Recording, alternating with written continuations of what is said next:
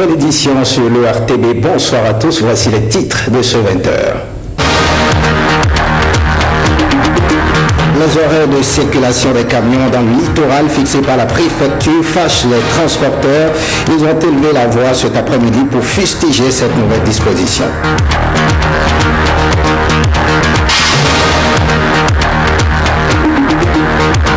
Le Parti des valeurs républicaines désapprouve la procédure des réformes politiques et institutionnelles au Bénin.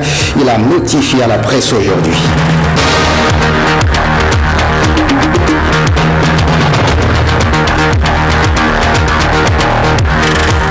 Vers l'adaptation de l'agriculture béninoise au climat, une stratégie nationale est en cours d'élaboration dans ce sens. C'est à travers un projet régional lancé ce jeudi à Cotonou.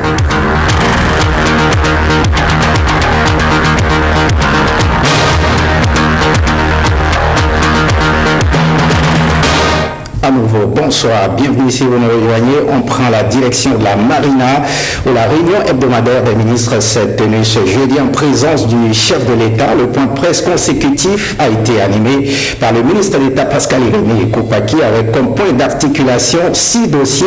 Il s'agit entre autres de la mise en place de nouvelles préfectures, des préparatifs des obsèques de l'ancien président Émile Berlin Zissou ou encore de la participation du Bénin aux travaux de la 71e session de l'Assemblée générale de l'ONU. On écoute Pascal Irénée Koupaki au micro de Renoir Cabo. Sur la période 2012-2016. Mais quel était l'objet de l'audit? L'objet de l'audit était de vérifier la qualité de la gestion de la filière des véhicules d'occasion. L'objet de l'audit n'est pas de se prononcer sur l'opportunité ou non de la création de Ségub. Cette différence est fondamentale. S'il s'agit de se prononcer sur l'opportunité de la création de Ségub, alors là, vous me trouvez. Vous me trouvez là. Nous avons eu des débats en Conseil des ministres sur cette opportunité-là, la pertinence. La pertinence est prouvée. Et de ce que j'entends, la pertinence de Ségub n'est pas remise en cause. Ce qui est remis en cause, c'est la gestion de la filière. Et l'on retrouve donc la qualité de la gestion de Ségub. Mais moi, je ne suis pas actionnaire dans Ségub. Je ne suis pas actionnaire dans Ségub. Et je ne m'occupe pas de la gestion de Ségub, ni le Conseil des ministres à l'époque. On est en train de vérifier la qualité de la gestion. Et j'ai eu à faire un compte rendu, ou disons un point de presse sur cette question. Et je vous ai dit, à ce moment-là, que le dossier a été transmis à la justice. Je n'ai prononcé le nom de personne. Aucune personne physique n'a été citée par Pascal Irénée Koupaki. Donc, quel est le problème? Je ne comprends pas le problème. Alors, je vois beaucoup d'agitation. La bonne ligne de défense n'est pas l'agitation. Je vois beaucoup d'agitation avec un peu de mépris. Mais moi, je n'ai pas de haine. Je n'en ai pas. Et donc, par conséquent, je pense que la justice fera son travail. Si je suis demandé, parce que je détiens des informations sur la gestion de la filière, mais je répondrai à la justice. Sereinement. Donc, c'est vrai, il y a beaucoup d'agitation, mais moi, je passe mon chemin. La semaine prochaine, il y a une pause gouvernementale. Et cette pause sera exploitée par les ministres pour mettre de l'ordre dans les dossiers, rattraper les dossiers en instance, parce que à partir du lundi 22 août, on reprend notre rythme. Je vous rappelle que la dernière fois, je vous ai parlé du plan d'action du gouvernement. Cette pause permettra à chaque ministre de mettre un peu d'ordre et de préparer le plan d'action sectoriel. C'est pour ça qu'il y a cette pause. C'était à l'instant le ministre Pascal Irénée Koupaki qui intervenait en marge du point de presse du Conseil des ministres avec comme chaud gras la polémique sur les audits à la Ségub. Vous aurez donc le compte rendu intégral du Conseil des ministres juste après cette édition. Un tour à la préfecture, l'arrêté préfectoral qui régule la circulation des camions à Cotonou fâche les transporteurs qui fustigent les nouveaux horaires de circulation qui leur sont imposés. Ils ont élevé la voix cet après-midi. Le préfet du littoral, lui, reste imperturbable. Samuel Adimi, Darida Silva. Des camions stationnés aux alentours du port de Cotonou, leurs conducteurs visiblement remontés. L'arrêté préfectoral fait déjà des mécontents. La décision du préfet qui régule les horaires de circulation de ces engins est déjà en vigueur ici, dans l'enceinte portuaire. Hier, là, on est venu à 11h. Ils ont dit qu'ils ont 5 heures de pointe. Et normalement, c'est à 9h à 17h quand on connaît. Et maintenant, ils ont dit que c'est à 9h à 11h30. De 9h à 11h30, ça ne peut pas circuler le camion de rentrer au port. Maintenant, on est venu au port, ils ont dit qu'il y a air de pointe encore. De rentrer à Djamako, ils ont dit qu'il y a air de pointe. Nous, on ne connaît pas ça là. On ne connaît pas ça là. Cette décision qui fâche, ces camionneurs disent n'en avoir pas été informés.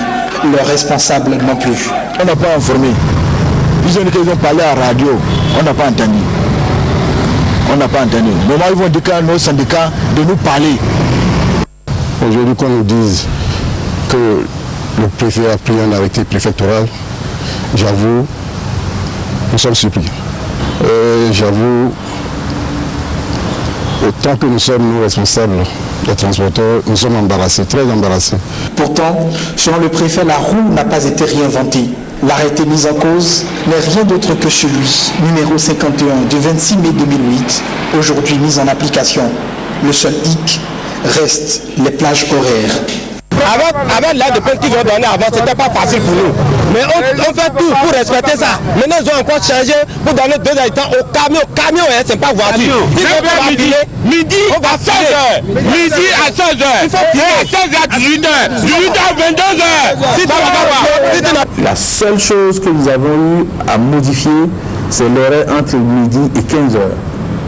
Donc, désormais, de midi à 15h, les camions doivent prendre toutes les dispositions pour ne pas circuler dans la ville de Cotonou afin de permettre la fluidité, afin de permettre la mobilité urbaine au cours de cette tranche horaire et permettre aux uns et aux autres de vaquer correctement à leurs occupations. Le préfet de l'Atlantique reste droit dans ses bottes. Pour lui, il faut sonner la fin de la récréation. Je voudrais les inviter à la retenue, à la patience et à l'ordre. Il faudrait qu'ils écoutent les directives, les instructions qu'on va leur donner pour les plages horaires et les respecter. Parce qu'un état de droit ne se construit pas dans le désordre. Obéir reste visiblement la seule option pour ces transporteurs, car Modeste Toboula n'attend pas réfléchir sa position.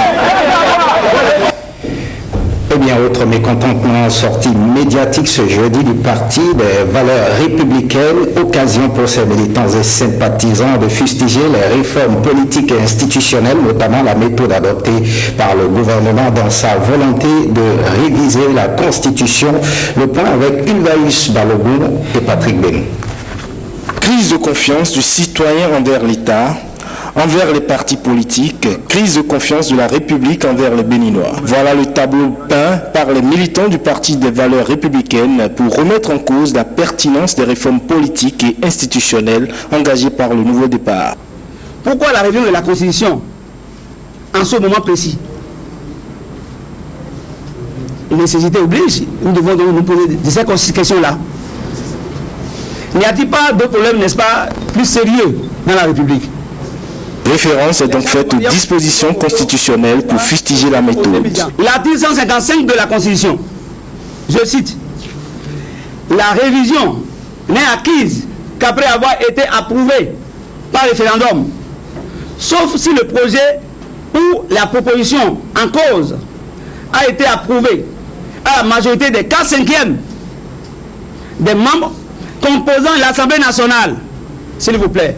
Parce que lorsqu'on veut annuler la recours de justice, pendant qu'à l'école on a appris les rangs sociaux, tout le monde n'est pas égaux dans une république sérieuse. Tout a été violé sur le parcours. Et quand c'est comme ça, nous allons nous opposer à sa gestion.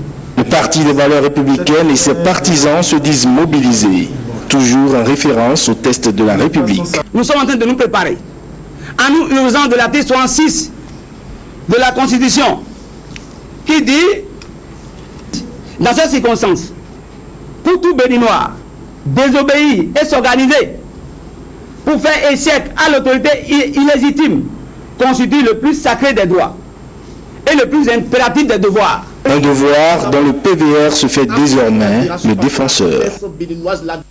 Et on parle énergie, la crise dans le secteur de l'énergie électrique, toujours dans le viseur du gouvernement. Outre les solutions ponctuelles, le régime du nouveau départ s'inscrit dans la dynamique de moyens du long terme. À cet effet, le ministre de l'énergie était la semaine écoulée sur le site d'Ajarala qui doit abriter le barrage hydroélectrique. Jean-Claude James nous en dit davantage. Le barrage hydroélectrique d'Adjarala sur le fleuve Mono, une fois réalisé, sera le deuxième barrage après Mangbeto. Le site en chantier reçoit la visite du ministre de l'Énergie. Le jeu de questions-réponses est devenu nécessaire pour mieux cerner les contours de ce projet qui porte l'ambition du gouvernement d'aller vers une solution durable. Avec ce projet, ça va être une autonomie qui va s'accroître. Parce que 147 MW dans le parc de production additionnel, c'est quand même une contribution qui permet de régler les problèmes de la SBE par rapport à la demande qui ne cesse d'augmenter chaque année. Nous sommes à peu près à 6,5% de taux de demande chaque année. Et pour combler ce déficit, il faut nécessairement que nous ayons des unités de production qui nous permettent de satisfaire la clientèle. L'étude d'impact environnemental, un volet important de ce projet. Les projets d'aide environnementale ont été discernés. Des études ont été faites. C'est les données de 2013 qui nous permettent maintenant d'avancer. D'un coût d'environ 230 milliards de francs CFA, les travaux seront réalisés par une entreprise chinoise pour une durée de 50 mois sous le regard effectif de la communauté électrique du Bénin, CEB. L'espoir est donc permis pour le Bénin et le Togo. Je suis rassuré, mais ça ne veut pas dire qu'il faut partir en baissant la garde. Donc il faut rester vigilant. C'est ce que j'ai rappelé. Et deux, trois points qui m'ont semblé aussi importants que j'ai évoqués, c'est premièrement la tenue des délais. Ça, c'était un premier point. Le deuxième que j'ai rappelé, c'est le domaine des compétences. Je veux que tous les projets, les grands projets comme ceux-là, intègrent le transfert de compétences par rapport à nos populations pour que, à travers ces projets-là, que nos techniciens puissent aussi grandir en termes de développement de compétences. Et le troisième point que j'ai soumis et rappelé fortement, c'est l'aspect sécurité sur ces chantiers-là. En attendant 2021, la fin des travaux, les Béninois espèrent la capacité additionnelle de 120 MW annoncée par le chef de l'État qui devrait être effective d'ici fin octobre. Et la société Global Technologie Énergie Renouvelable vient de mettre sur le marché des générateurs hybrides, mobiles, automatiques et tributaires de l'énergie solaire. Ces dispositifs vont permettre de réduire le déficit énergétique au Bénin. Le lancement officiel de la commercialisation des 10 appareils a eu lieu ce jeudi à Cotonou. Monique Torrent et Cécile Mondé pour le point.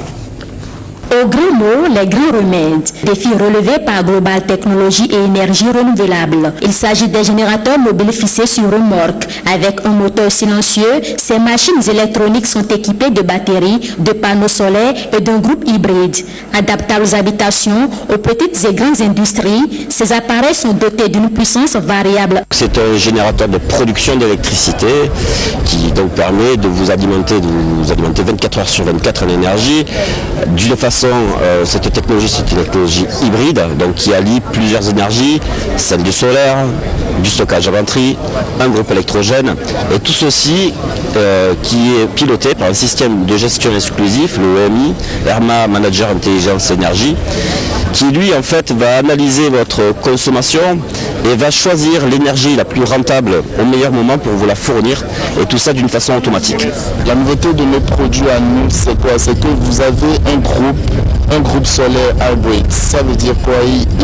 C'est qu'il fonctionne avec de l'essence ou du soleil. Les panneaux solaires que vous voyez sur les groupes en fait servent à recharger des fois les batteries ou à produire de l'énergie en quantité en fonction de ce que vous avez chez vous comme puissance. 25 ans de validité constituent entre autres l'un des avantages de ce dispositif réalisé en collaboration avec ERMA Énergie. Le premier avantage serait d'abord de régler ce problème d'énergie électrique qui ne suffit plus à la population, puisqu'on remarque très bien qu'on est exposé à des coupures de courant à longueur de journée. Des fois, il y avait un moment où il y avait beaucoup de coupures, il y avait un moment où il y en avait peu, alors qu'avec ces groupes-là, on n'a pas besoin de courant, on a juste besoin de soleil, de fuel ou de coco-fuel.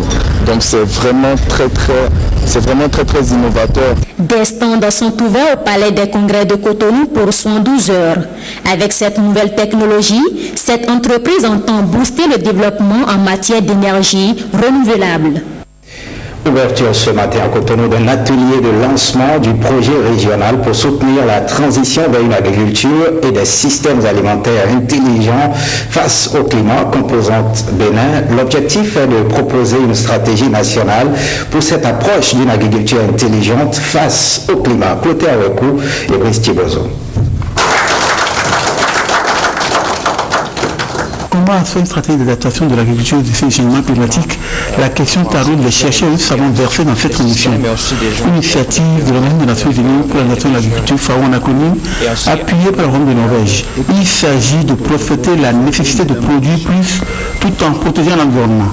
C'est l'approche d'une agriculture intelligente face au climat, haïtien en sigle. La transition de l'agriculture classique à une agriculture intelligente, c'est de changer la façon dont nous faisons l'agriculture.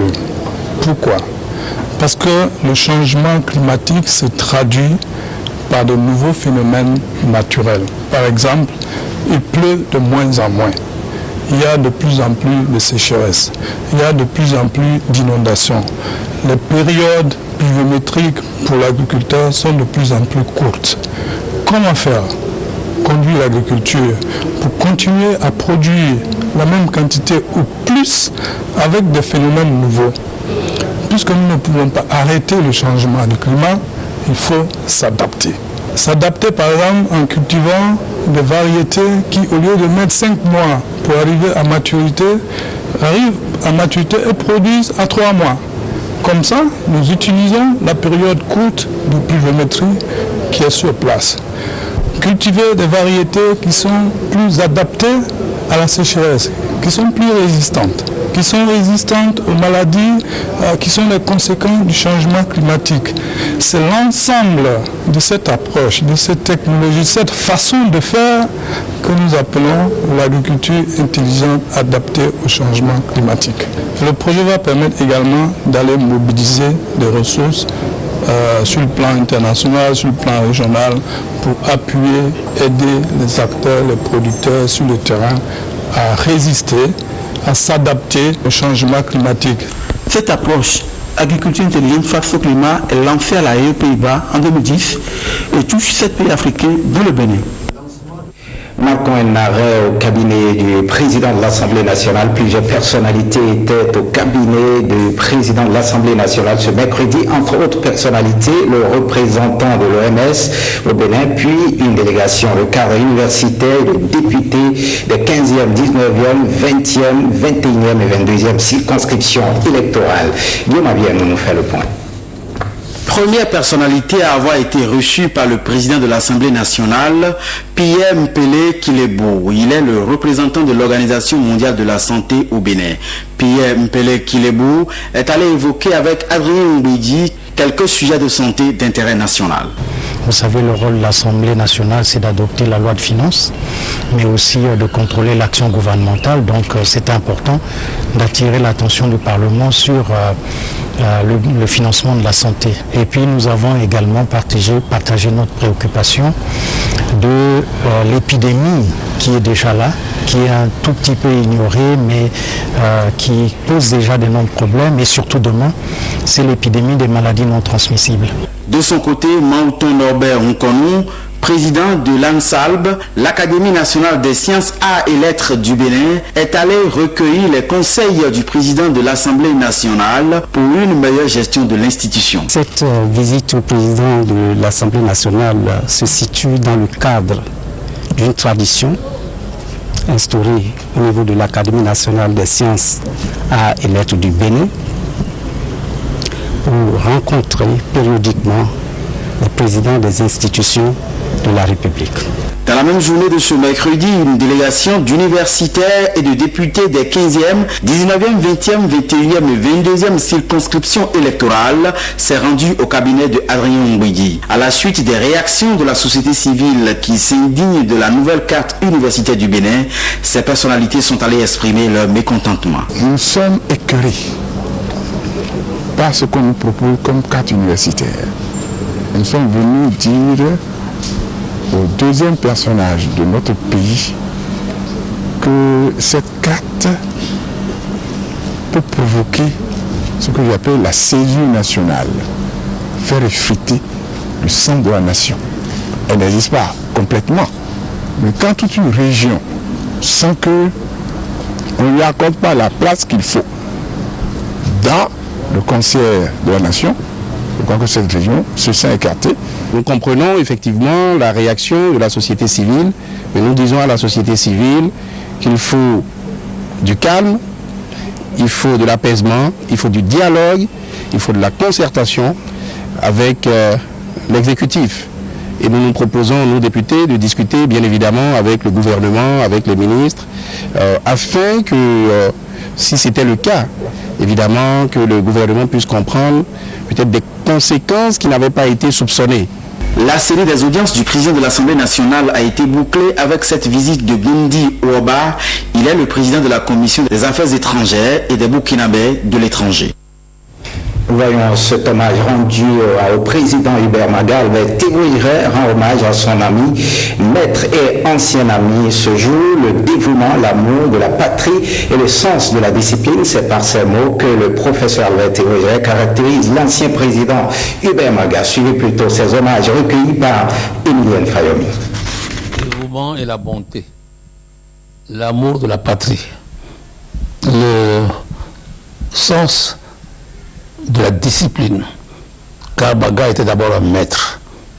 Il était un maître d'enseignement qui a suscité beaucoup de vocations, qui a fait en sorte aujourd'hui, si nos frères et sœurs de la région septentrionale sont aujourd'hui présents dans l'action sociale, dans l'action du gouvernement, dans les arts, etc., c'est parce qu'il y a eu un maître qui a aimé profondément la terre de la Takora. J'ai eu la chance d'être nommé par lui ministre de la République. J'ai été d'abord secrétaire, commissaire à l'information, secrétaire d'État à l'information. Il y avait beaucoup de jalousie autour de tout ça. Magal toujours su jouer les uns et les autres pour me donner une chance de servir mon pays. C'est lui qui m'a aussi désigné comme secrétaire général de l'Union africaine et malgache. Bon, on ne s'est pas toujours entendu à ce poste parce qu'il pensait que je servirais davantage le Dahomey que l'Afrique, mais les circonstances ont fait que nous sommes toujours retrouvés et nous avons toujours travaillé pour la véritable indépendance africaine, la véritable intégration africaine. Et je suis heureux qu'il ait pu avoir une place dans ce pays au niveau des mausolées qui permettent de signaler une boussole. Il a dit une chose lors de la conférence nationale: jamais, jamais le sang ne doit couler au Bénin à cause de la politique. C'est important aujourd'hui où nous parlons, où je me suis consacré personnellement à cette phrase qu'il a dite pour que le dialogue interreligieux et interculturel soit porteur de paix. Pas de paix en général, mais de paix pour le développement, de paix pour qu'ensemble, nous fassions en sorte que le minimum social commun soit conquis ensemble par des musulmans, par des chrétiens, par des frères de la religion traditionnelle, par nos frères protestants, méthodistes qui sont récemment réconciliés. Tout ça, c'est l'esprit MAGA. Voici un pays où les anciens présidents sont honorés.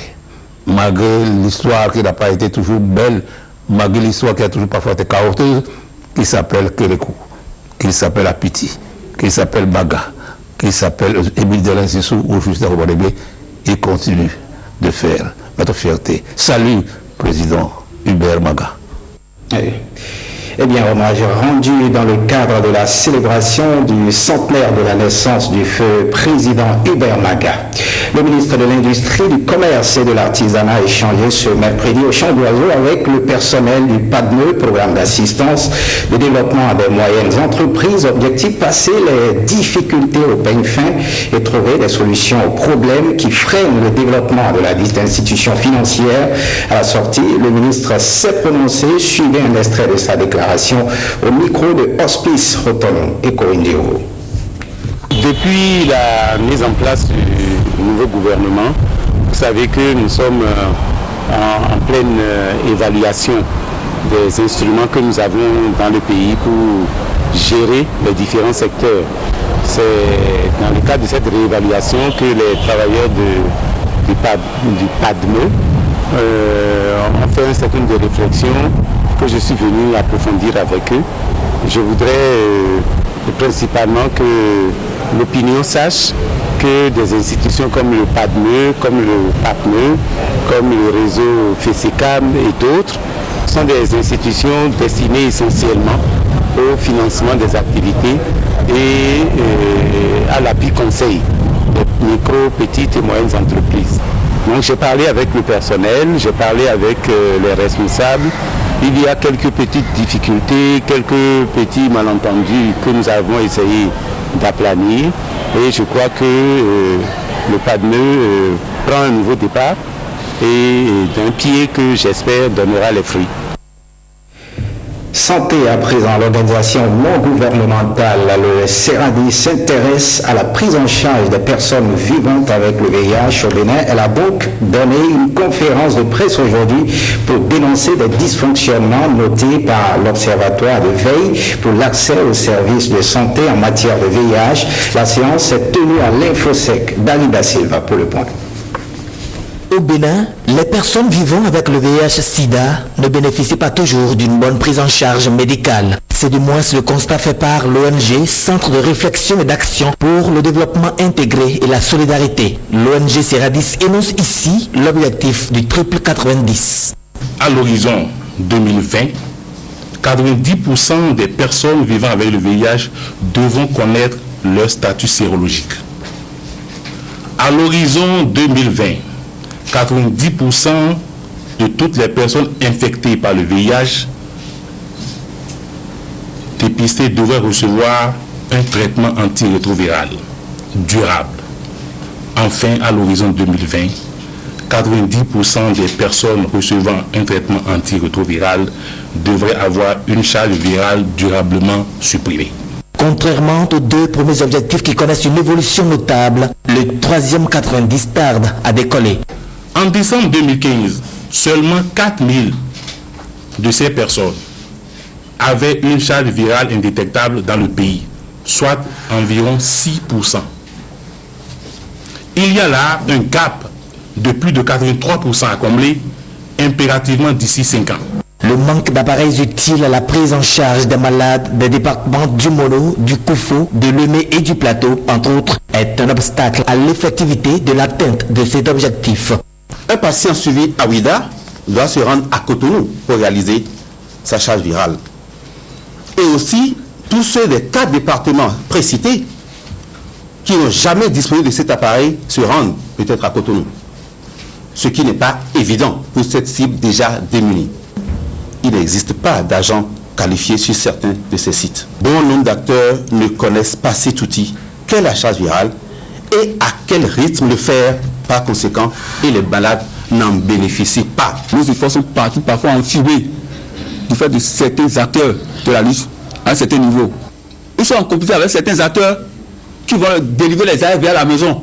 Il faudrait qu'à demander qu'on applique des sanctions. Ainsi, la dotation de sites, aussi bien en personnel qualifié qu'en matériels adéquats, s'avère nécessaire pour une prise en charge optimale des PVVIH. L'ONG Charme Velo School de l'ONG ADA, Association des enfants abandonnés, elle lui a apporté des vivres et une enveloppe financière pour l'appuyer. La remise a eu lieu ce mercredi 10 août 2016 à Tchadjamé. Patrick Benou et Jérôme Mondois pour le point. Par cette ambiance, les membres de l'ONG ADA, Association des enfants abandonnés, manifestent leur joie d'accueillir une organisation humanitaire, l'ONG Charme. Reine Mélodie de Suovo et le parrain Magloire Anéambossou ont été sensibles à leurs difficultés. Ici à Kadjamé, il n'y avait pas d'école. L'ONG ADA a décidé de faire une école ici, pour que les enfants viennent ici à l'école. Vraiment, ça m'a fait beaucoup plaisir. En plus de ça, on leur donne à manger à l'école. On leur donne les cahiers, les fournitures scolaires. Vraiment, ça m'a vraiment émerveillée. C'est pourquoi je me suis levée pour dire non. Une ONG comme ça, il faut que j'aille les voir. Des sacs de riz, de maïs, de farine, de haricots, des bidons d'huile, du savon et une enveloppe financière. C'est un signal fort de l'ONG Charme à tous les compatriotes de la diaspora. Nous avons d'abord un devoir de mémoire, expliquer aux jeunes que c'est important, notre mère patrie. Parce qu'on vient de quelque part, nous avons une origine. Or, souvent quand on est dans des situations en Europe, on a tendance à oublier son pays. Donc, derrière également aussi, c'est une symbolique, c'est de montrer à nos enfants, de montrer à nos amis, de montrer aux gens qui ne reviennent pas au Bénin qu'ils peuvent aider. Et ça, c'est très important parce que chacun doit apporter sa pierre à l'édifice. Nous vous remercions très sincèrement. L'acte vient soulager l'ADA, engagé à scolariser gratuitement les enfants. C'est une grande joie pour moi et pour les enfants aussi. Ces vivres peuvent nous tenir jusqu'à 12 mois. Si quelqu'un veut nous aider, il peut venir directement au centre, donner de quoi ils vont manger. Moi de bio bataille, Takadje président Miton Patrice Talon dessous, ni quelqu'un bon profit de mi dehors. Créée depuis 2012, l'ONG Charme entend désormais soutenir les populations déshéritées des localités difficiles d'accès. Et on finit par cette note de fête. Savalou célèbre la fête de l'IAM ce lundi 15 août. La commémoration de l'événement se fera à travers des concerts en musique moderne et traditionnelle une fois. Mais la particularité de cette année, c'est un atelier de réflexion sur le développement de Savalou. L'un des membres du comité d'organisation de cette festivité nous en dit davantage. Il est au micro de Victor Tofa et Wenceslas Amaïmon. La fête du 15 août pour les Savalois, c'est d'abord une fête patronale, une fête identitaire qui permet à chaque 15 août à tous les Savalois de Savalou ou de la diaspora et tous les sympathisants de la commune de Savalou de se rendre à Savalou pour fêter. Fêter pour nous, c'est des retrouvailles identitaires. C'est des retrouvailles qui mettent au centre de la festivité des repères comme les valeurs traditionnelles, les valeurs culturelles. Et comme je l'ai dit, il ne peut pas y avoir de développement sans un fondement culturel, sans un retour vers les valeurs endogènes. Et c'est ainsi que sur cette fête s'est greffée la fête de l'Ignam. Vous savez l'historique de la fête de l'Ignam aujourd'hui au Bénin. C'est Savalou qui a commencé à célébrer officiellement la fête de l'Ignam, la fête de la nouvelle Ignam. Et aujourd'hui ça a pris et je parie que d'ici là, la fête de l'Ignam, sur l'initiative de Savalou, deviendra la fête des collines. Parce que quand vous rentrez dans le département des collines, l'igname se cultive aussi partout.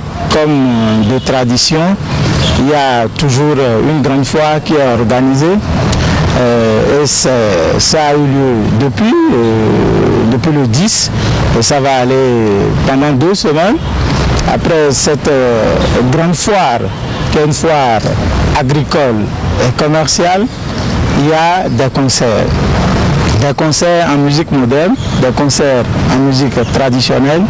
Il y a de l'animation tous les jours. En termes d'innovation, c'est qu'il y aura un atelier de réflexion sur le devenir de Sababou. Après l'effectivité du découpage territorial. Faites ce journal, merci de l'avoir suivi. Vous suivrez après le journal le film La main noire de la série Les écrans de Fapa et les 2 feuilletons Les choix de l'amour et Windeck. Le journal du soir est prévu pour 23h30. N'oubliez pas également votre rendez-vous du point complet du Conseil des ministres juste après cette édition. Vous retrouverez cette édition sur le site de l'ORTB, www.ortb.bj. Merci de votre fidélité, à très très bientôt.